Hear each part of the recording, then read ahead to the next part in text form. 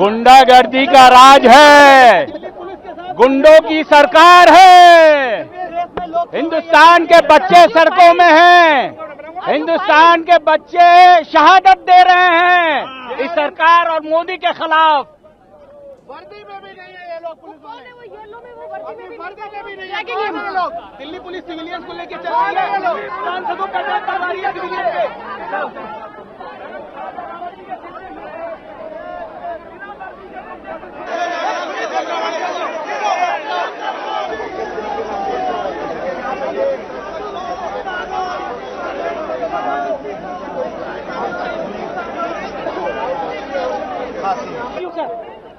We had come, leader of opposition Rahul Gandhi ji and leader of opposition Rahul Karge Sahab, both of them are with 100 MPs has come to show that in Parliament we are not allowed to speak. Therefore, we wanted to speak to Mr. Modi. Mr. Modi's residence is for 7 RCR, look mark. Therefore, we had come here to tell to him that the education minister must resign. He should dismiss the education minister. There should be action against the Delhi police, who is the home minister is responsible for it.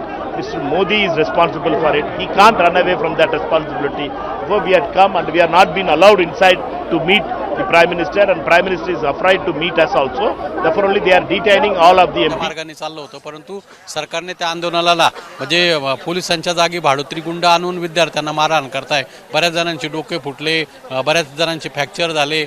म्हणजे तिथं मुलं नाही तर मुलींवरती सुद्धा त्यांनी जबरदस्त मारहाण करण्याचे व्हिडिओ आलेले आणि त्याचा निषेध म्हणजे लोकसभेमध्ये कालपासून कामकाज सुरू झालंय. तर सगळे विरोधी खासदार मागणी करतात की याच्यावरती चर्चा व्हावी, कुठेतरी तोडगा निघावा. परंतु हे सरकार अतिशय मगरुरीपणे म्हणजे ना संसदेमध्ये चर्चा करते ना विद्यार्थ्यांच्या प्रश्नाकडे लक्ष देते आणि म्हणून विद्यार्थ्यांशी संवाद साधण्यासाठी या ठिकाणी आम्ही आलो होतो. सदाभाऊ खोत यांनी कुठेतरी आतंकवादी आहेत, आतंकवादी यात घुसलेत किंवा विरोधी पक्ष आतंकवाद करतात असं काहीतरी विधान केलं या आंदोलनाच्या अनुषंगाने. आता ते देखील एका चळवळीतून पुढे आलेले आहे. मग चळवळीमध्ये काम करणारा तो काही आतंकवादी होऊ शकतो का? मग आता विद्यार्थी तुम्ही जसं शेतकऱ्यांच्या भल्यासाठी मागणी करत होते, मग त्यावेळेस तुम्ही मागणी करताना तुमच्यावरती अनेक वेळा गुन्हे दाखल झाले, तर त्यावेळेस तुम्हाला असं कोणी आतंकवादी म्हटलं नाही ना. आणि मग आज तुम्ही विद्यार्थ्यांना आतंकवादी म्हणताय. आज आपण बघितलं की काल व्हिडिओमध्ये पोलिसांच्या जागी पोलिसांच्या काठ्या घेऊन भलतेच मारहाण करत होते. म्हणजे तुम्ही त्या ठिकाणी गुंडगिरी करताय हे त्याच्यावरून सिद्ध होतंय. आणि म्हणून त्यांनी जे विधान केले ते अत्यंत चुकीचं आहे, विद्यार्थ्यांच्या दृष्टीने अत्यंत चुकीचं आहे असं मला वाटतं. धन्यवाद. आपल्या सोबत होते भास्कर भगरे, ज्यांनी आता प्रतिक्रिया दिलेली आहे की सदाभाऊ खोत यांचं विधान अतिशय चुकीचं आहे आणि या विधानाचं समर्थन केलं जाऊ शकत नाही. व्हिडिओ जर्नलिस्ट नितीनसह सोमेश कोलगे, एबीपी माझा, नवी दिल्ली. नवी दिल्लीमधली ही दृश्य आपण बघतोय. पंतप्रधान नरेंद्र मोदी यांच्या निवासस्थानाबाहेर धरणं आंदोलन सध्या सुरू आहे. राहुल गांधी हे देखील या आंदोलनामध्ये सहभागी होताना दिसत आहेत.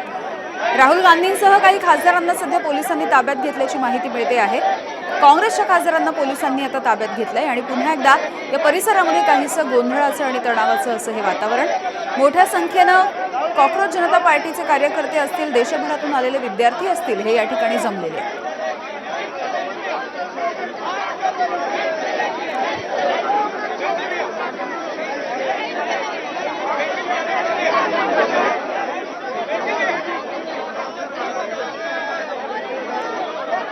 सध्याची ही दृश्य आपण नवी दिल्लीतली बघतोय. राहुल गांधी आणि प्रियंका गांधी हे या आंदोलनामध्ये सहभागी झालेले आहेत. And is this the democracy? Look at what they're doing. Look at the Delhi policeman. Pan the camera, sir. Look at the Delhi policeman handling everybody.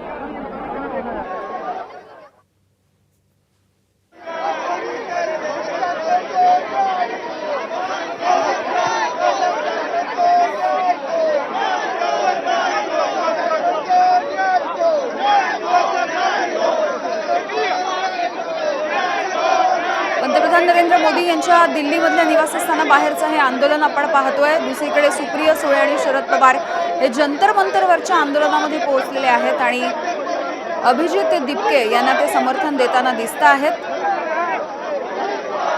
तर राहुल गांधी हे त्यांच्या खासदारांसह आणि प्रियंका गांधी यांच्यासोबत या आंदोलनामध्ये सहभागी झालेले आहेत. मात्र इथल्या काही आंदोलकांना, विद्यार्थ्यांना आणि राहुल गांधी यांच्यासोबत आलेल्या काँग्रेसच्या काही खासदारांना पोलिसांनी ताब्यात घेतलेला आहे. आजचा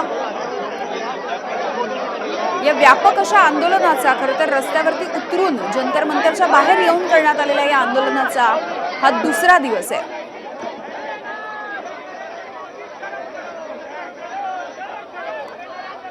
काँग्रेसचे आमदार अमित देशमुख आपल्या सोबत आहेत. अमितजी, राहुल गांधी, प्रियंका गांधी हे आता आंदोलनामध्ये सहभागी होत आहेत. एकीकडे मल्लिकार्जुन खरगे असतील, हे देखील या ठिकाणी पोहोचलेले होते. कसं बघायचं या सगळ्या आंदोलनाकडे? काल देखील तुम्ही बघितलेलं असेल, विद्यार्थ्यांवरती लाठी हल्ला करण्यात आलेला आहे, अश्रुधुराच्या नळकांड्या फोडण्यात आल्या. सरकार काही चर्चेविषयी बोलताना दिसत नाहीये. नमस्कार. नाही, मला असं वाटतं की हे अतिशय दुर्दैवी आहे जे चित्र आपण पाहतोय देशभरामध्ये. विद्यार्थ्यांचा देखील आवाज दाबण्याचा प्रयत्न या सरकारकडनं होतोय. मला असं वाटतं विद्यार्थ्यांची मागणी ही काही फार आवाजच्या सवा नाही आहे, ती रास्त आहे आणि त्यांच्या साध्या मागणीचं उत्तर सरकार देत नाहीये. का देत नाहीये? सरकारला काही लपवायचंय का, दडवायचंय का, सरकार लोकशाही मानत नाही? हाच मुळामध्ये प्रश्न या ठिकाणी उपस्थित होतो. मला असं वाटतं की देशभरामध्ये तीव्र संताप व्यक्त होतोय आणि सरकारनं खरं म्हणजे लोकांचं प्रतिनिधित्व सरकार करतं आणि सामान्य माणसाचा जर तिथं न्यायनिवाडा होत नसेल आणि जे लोकप्रतिनिधी निवडून आलेले आहेत, जे संसदेमध्ये देशाचं प्रतिनिधित्व करतायत, अगदी त्यांना सुद्धा जर आता आडवा आडवी त्यांची होणार असेल, किंबहुना त्यांनाही दाद मिळणार नसेल, देशाचे लोकसभेतले विरोधी पक्ष नेते राहुल गांधीजी आता यांना देखील जर कायदा आणि सुव्यवस्था आणि पोलिसांच्या एकंदरीत बळाचा वापर करून त्यांना रोखण्याचा जर प्रयत्न होत असेल तर मग हा देश कुठं चालला आहे, हा खरा प्रश्न उभा राहतो. अगदी. अमितजी, धन्यवाद, तुम्ही सविस्तरपणे प्रतिक्रिया दिलीत यासाठी.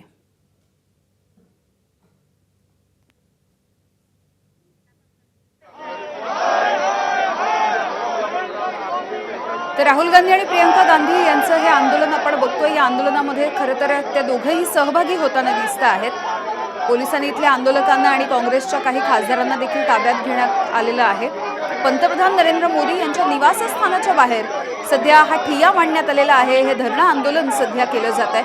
मोठी घोषणाबाजी या सगळ्या परिसरामध्ये देखील सुरू आहे. एकीकडे जंतर मंतरवरती आंदोलन सुरू असताना दुसरीकडे आता पंतप्रधान नरेंद्र मोदी यांच्या निवासस्थानाबाहेर देखील कॉक्रोच जनता पार्टीचे कार्यकर्ते असतील, सोबतच देशाच्या कानाकोपऱ्यामधून आलेले आंदोलक असतील, विद्यार्थी असतील, हे देखील जमलेले बघायला मिळत आहेत.